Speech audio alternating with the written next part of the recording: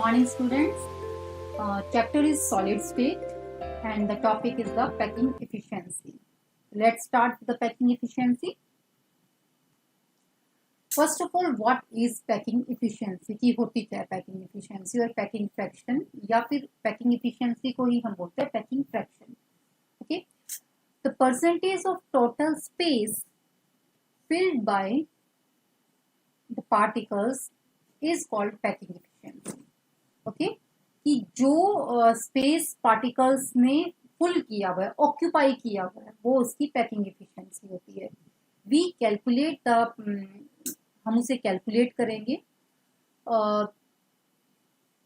First हम calculate करेंगे simple cube का, फिर हम पैकिंग एफिशिएंसी कैलकुलेट करेंगे फेस सेंटर की, जो सीसीपी एचसीपी एक ही बात होती है, हेक्सागोनल सेंटर्ड या फिर फेस सेंटर्ड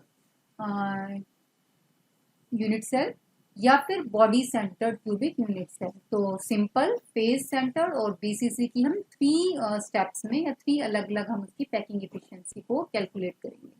देखो, suppose this is your unit cell, ये यूनिट सेल है और ये इसके कॉन्स्टिट्यूएंट पार्टिकल्स हैं. ठीक है, तो इन कॉन्स्टिट्यूएंट पार्टिकल्स में, ये तो आपको आउटसाइड नजर आ रही है, तो इसका जो पोर्शन इनसाइड है, मर्ज है, उसने इस क्यूब के एरिया को कितना ऑक्यूपाई कर रखा है, वो उसकी पैकिंग एफिशिएंसी, यानी कितना पैक्ड है, कितना ऑक्यूपाइड है. और जो बाकी स्पेस, जैसे कि अब ये दोनों हैं, ये दोनों ऐसे टच होते हैं बेटा, ऐसे इस तरह टच होते हैं, तो इनके जो अंदर जो मर्ज है, इनके जो अंदर है पार्टिकल्स, वो तो हो गया उसका पैक्ड, और उसके बीच में जो एरिया खाली है, ओके, जो बीच में, दैट इज वाइड. तो टोटल एरिया में से पैक्ड कितना है, समझ में आया?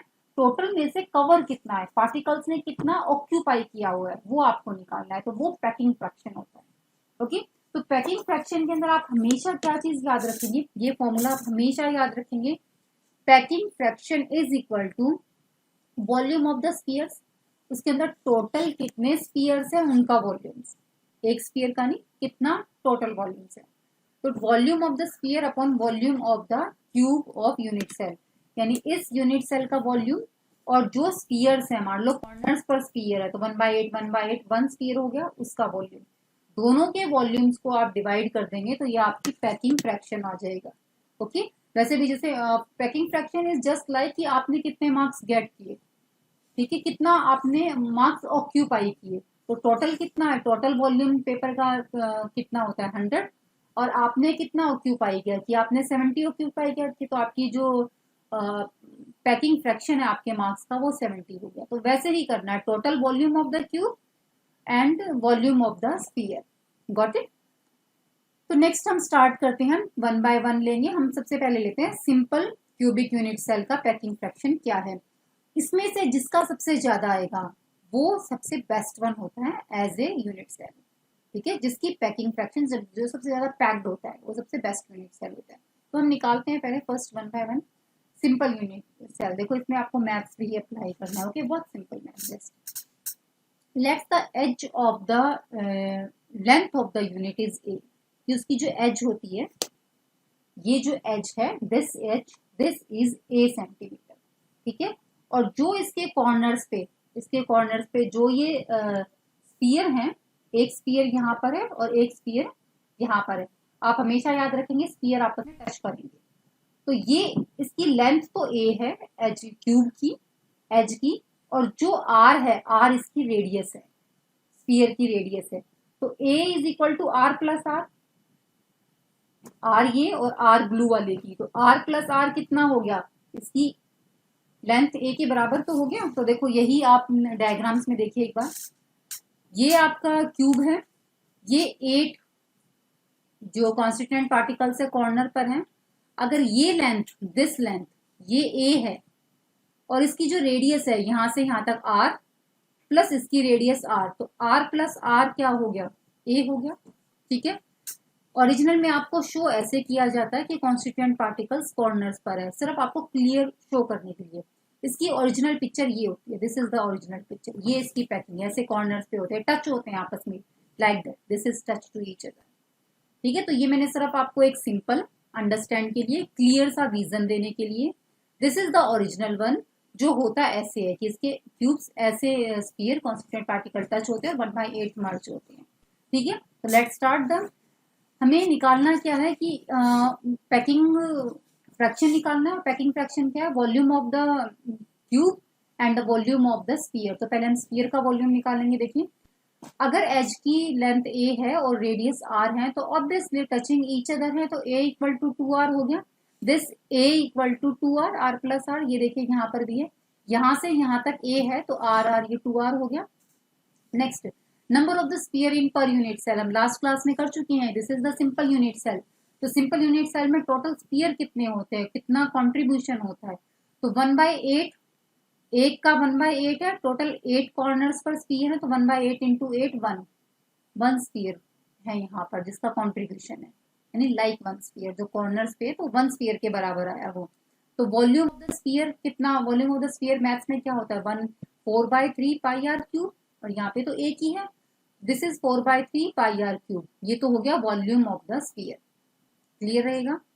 क्यूब का वॉल्यूम क्या होता है, ए क्यूब, और ए की वैल्यू क्या है, 2r, 2r को पुट कीजिए यहाँ पे, 2r cube that is 8r cube. तो वॉल्यूम ऑफ क्यूब 8r आ गया, volume of sphere 4/3 pi are cube आ गया। दोनों को डिवाइड कर दीजिए, वही तो पैकिंग फ्रैक्शन होता है।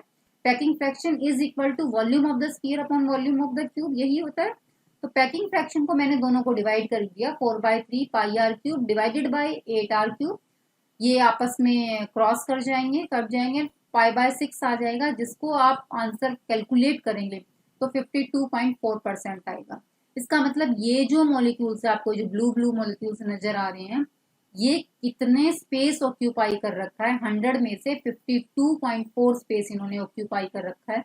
अप्रोक्सीमेटली मैं कह सकती हूँ 50% तो इन स्फीयर ने स्पेस ऑक्यूपाई कर रखा है क्यूब का। 50%, ये देखिए जो व्हाइट व्हाइट पोर्शन है ये ब्लैंक है, वैकेंट है, वाइड्स हैं ये, तो 50% इसका ब्लैंक स्पेस है।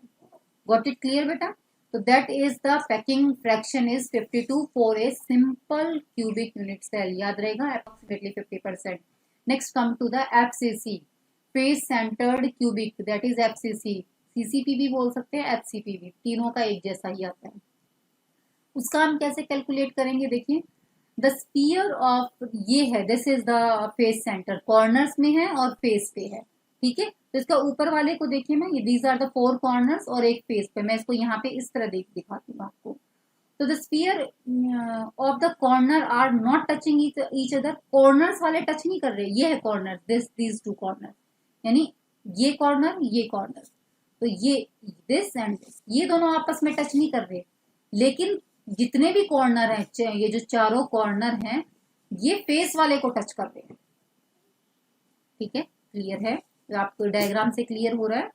तो in this is a c equal to, अगर मैं ये कॉर्नर्स हैं 4, बीच में ये फेस वाला है, तो अगर ये ट्रायंगल बना देते हैं ए बी सी, तो दिस ए सी कितना होता है, ये आर है, रेडियस, इसमें रेडियस और रेडियस 4r हो जाएगा, r r R and R. Clear? Then AC equal to 4R. Clear है बेटा? This ABC is a right angle triangle. This is a right angle triangle. Pythagoras theorem apply कीजिए. AC square, this is square.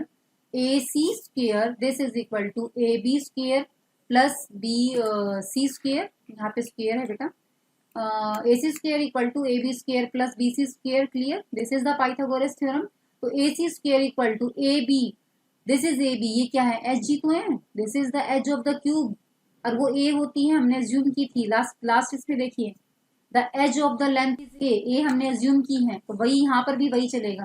तो A B is the edge, A ये edge है, तो ये A square, और B C is the edge, यानी ये edge है, ये ट्रायंगल अज्यूम की हमने, ये तो उसी ट्रायंगल को मैं यहाँ दिखा रही हूँ। तो these are the edge A B A C, तो ए स्क्वायर दिस स्क्वायर, तो ए सी का कितनी वैल्यू आ जाएगी, ए तो 2a स्क्वायर हो जाएगा ये, और ये इसके अंडरूट में जाएगा तो 2√a बाहर आ जाएगा। तो AC की वैल्यू कितनी आ गई, इसकी AC की value according to the Pythagoras theorem of the right angle triangle, this the AC is equal to √2a।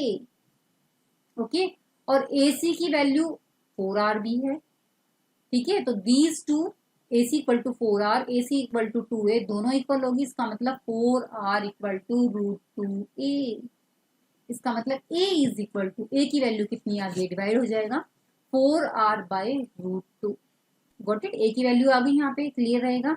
अब क्या निकालना है, अब दोनों का वॉल्यूम निकाल के डिवाइड कर देते हैं, फ्रैक्शन आ जाएगा। Volume of the unit cell, volume of the unit cell a cube होता है, a क्यूब, a की वैल्यू पुट कर दीजिए 4/2r, a की जगह वैल्यू पुट कर दीजिए 32/√2r3, ये आ गया volume of the unit cell. याद रहेगा आपको कि हमने इस यूनिट सेल का जो वॉल्यूम निकाला है 32/√2r3 निकाला है। ओके, नेक्स्ट इसमें अब कितने स्पीयर्स का कंट्रीब्यूशन यानी वॉल्यूम ऑफ द स्पीयर निकालना है आपको। तो देखो number of the sphere FCC में कितने होते हैं, कॉर्नर्स पर और 6 फेजेस पर 4 होते हैं टोटल। ठीक है, 8 मल्टीप्लाई 1/8 प्लस 6 फेजेस पर है, हाफ 4 हो गए टोटल।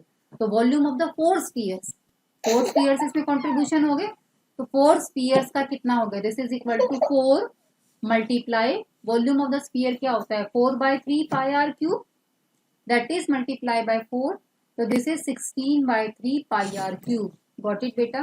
तो this is the volume of the 4 sphere, volume of the cube आप निकाल चुके हो। तो volume of the 4 sphere divided by volume of the cube is equal to packing fraction, वही packing fraction होता है।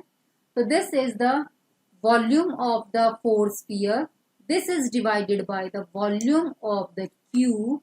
जब आप इसको डिवाइड करोगे तो कुछ क्वांटिटीज आपस में क्रॉस हो जाएंगी, आर क्यूब क्रॉस हो जाएगा, और जो इसकी वैल्यू आएगी 0.74, that is the packing fraction. तो 74% एफसीसी में पैकिंग फ्रैक्शन यानी जो मॉलिक्यूल्स हैं उन्होंने कितना एरिया ऑक्यूपाई कर रखा है 74% इन एफसीसी। क्लियर है। ओके, द नेक्स्ट हम करेंगे बॉडी सेंटर, कि बॉडी सेंटर्ड में अब पैकिंग एफिशिएंसी कितनी है। बॉडी सेंटर्ड में कॉर्नर्स पर होते हैं, देखो बेटा सारे कॉर्नर्स, इसमें मैंने दिखाया हुआ नहीं है बट आपको क्लियर है, ये लास्ट क्लास में हमने किया था कि 8 कॉर्नर्स पर होते हैं, एक पूरा बॉडी के अंदर होता है।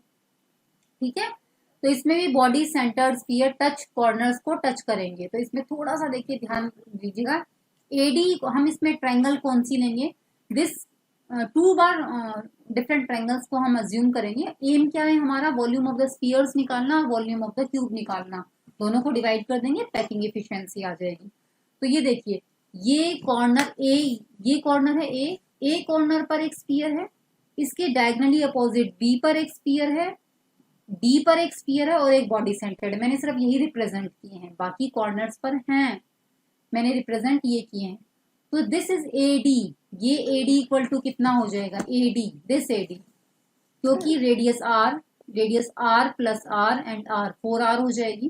ठीक है, अब देखिए याद रखिएगा A D equal to 4r। Now triangle A B C, triangle आपको लेनी है ए बी, बेस वाली ट्रायंगल, base, this is the base A B C, और बेटा अज्यूम रखिएगा ये क्यूब है, length equal to breadth equal to height equal to A, all A L B H सब ए है।